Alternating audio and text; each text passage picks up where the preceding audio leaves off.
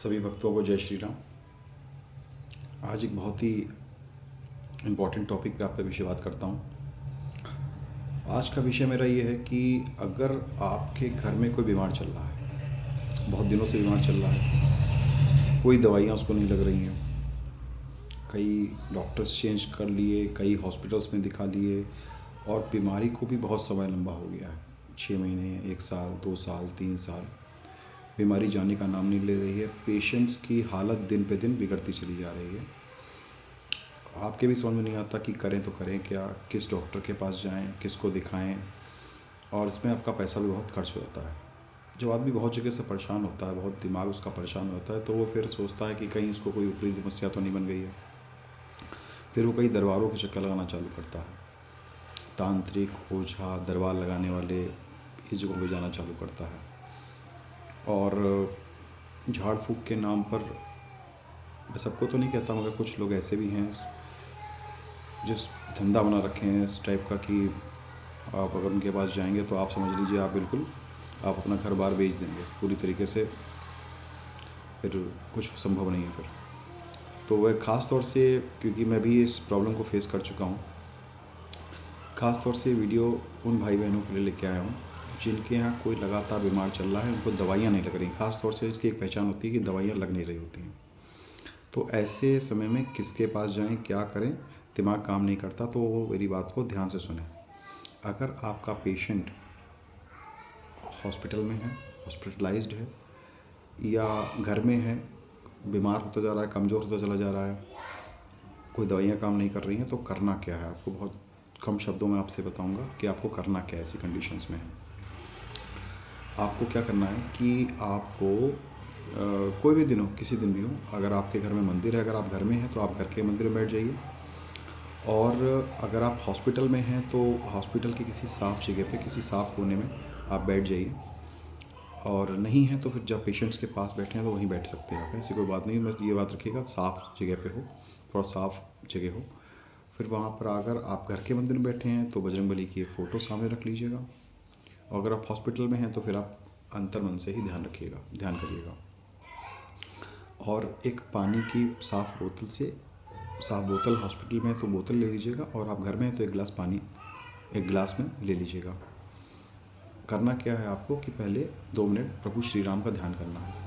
श्री राम नाम का जाप कर लीजिए मन ही मन में। उसके बाद में प्रभु से विनती कीजिए कि हे प्रभु, मेरा नाम ये है, जो भी आपके पेशेंट का नाम है उनका नाम लीजिए, मैं यहाँ रहती हूँ, इस जगह पे हूँ, और आपसे विनती करती हूँ प्रभु कि आप सब समर्थ हो, और मेरे इस पेशेंट, अमुक पेशेंट, जो भी पेशेंट का नाम है, कृपया करके इनको सही कीजिए। और 2 मिनट के लिए आप एक चौपाई जो आपको बताने जा रहा हूँ इसका भी जाप कर लीजिएगा। नासे रोग हरे सब पीरा, जपत निरंतर हनुमत बीरा। हनुमान चालीसा की 2 लाइन चौपाई है, इसको याद कर लीजिए। नासे रोग हरे सब पीरा, जपत निरंतर हनुमत बीरा। इस चौपाई का भी थोड़े देर तक आप जाप कर लीजिए। फिर चौपाई स्टार्टिंग जो मैं आपको बता रहा हूँ उससे कीजिएगा कि कौन सो काम कठिन जग माही, जो नहीं होए तात तुम पाही। कौन सो काम कठिन जग माही, जो नहीं होए तात तुम पाही। इस तरह से पहली चौपाई आप बोलिएगा। उसके बाद में आपको हनुमान चालीसा का पाठ करना है, पूरा एक पाठ करिएगा, श्री गुरु चरण सरोज रज से लेकर पूरा, और लास्ट तक पूरा पाठ कीजिएगा आप। उसके बाद में जो भी गिलास आपने यहाँ पानी की बोतल है उसमें फूंक मार दीजिएगा।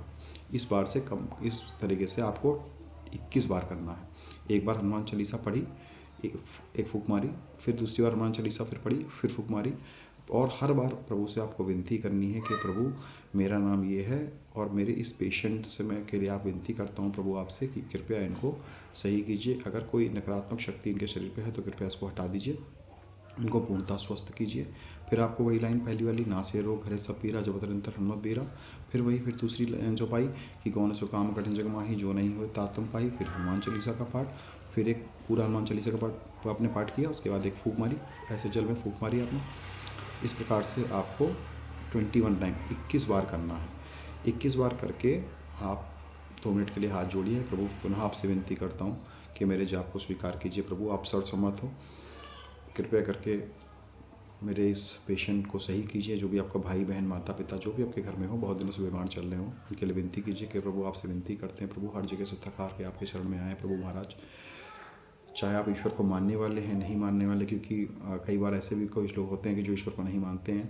आप एक प्रैक्टिकल करके देखिए, फिर आप ईश्वर को मानने लग जाएंगे।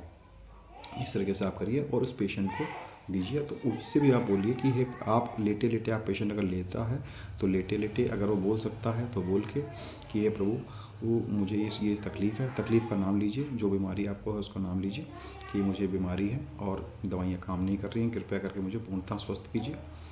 हे प्रभु, मेरी अरदास स्वीकार कीजिए, मेरा नाम ये है, मेरे पिता का नाम ये है, मैं इस आपको अरदास लगाता हूँ कि कृपया करके मुझे स्वस्थ कीजिए। इतना कह के आप वो जल 3 बार में, एक बार पिया, फिर दूसरी बार पिया, फिर तीसरी बार पिया, इस प्रकार से आपको 3 बार में वो जल पी लेना है। बस इतना आप करिए और यकीन मानिए कि आप पूर्णतः स्वस्थ हो जाएंगे। आपको विश्वास नहीं आ रहा होगा मेरी बात पे कि ये क्या बता रहे हैं। तो ये सब मेरी प्रैक्टिकल की हुई चीज़ें हैं। मैंने अपने पर भी प्रैक्टिकल किया, परिवार के लोगों पे, कोई भी जो बीमार हुआ उस पर भी किया। कुछ 1-2 लोग और भी हुए जिनमें मैं नाम नहीं लेना चाहूँगा उनके, उन पर भी मैंने उनको बोला, वो भी पूर्णतः स्वस्थ हुए। और आप जो लाखों रुपए के खर्च कर रहे हैं ना, और जो सोचते हैं कि आप इन डॉक्टर से सही हो जाएंगे, वहाँ डॉक्टर सही हो जाएंगे, तो यकीन मानिए उससे बड़ा डॉक्टर कोई नहीं है। करके देखिए। जो मानने वाले हैं वो तो करें, बिना करे देखिए संभव नहीं है कोई भी चीज़। आपको इतना करना पड़ेगा। आप सोचें कि बिना करे कुछ मिल जाए तो पॉसिबल नहीं है। इतना छोटा सा काम है बहुत, इसमें आपके 1 रुपये खर्च नहीं होने कि कोई रुपये आपका खर्च होना हो कहीं से। कोई अंधविश्वास नहीं है। जो ईश्वर को नहीं मानने वाले हैं वो भी एक बार मेरी बात को सुन के, क्योंकि मैं एक साइंस टीचर हूँ, बहुत रिस्पॉन्सिबिलिटी के साथ में ये बात मैं कह रहा हूँ, इस बात को आप करके देखिए और निश्चित ही आपको आराम मिलेगा। छोटी सी चीज़ है, करके देखिए। और अगर आपको आराम मिल जाए तो कृपया आस पड़ोस, घर के आस पड़ोस, या कभी कोई ऐसा आपको मिल जाए जो बहुत ज़्यादा परेशान चल रहा हो, उस तक इस मैसेज को पहुंचाइए ताकि उनको भी आराम मिल सके और ईश्वर के प्रति उसकी भी आस्था प्रबल हो सके। और यदि आपको आराम मिल जाए तो एक कमेंट करके बता दीजिएगा कि हाँ मुझे भी आराम मिला।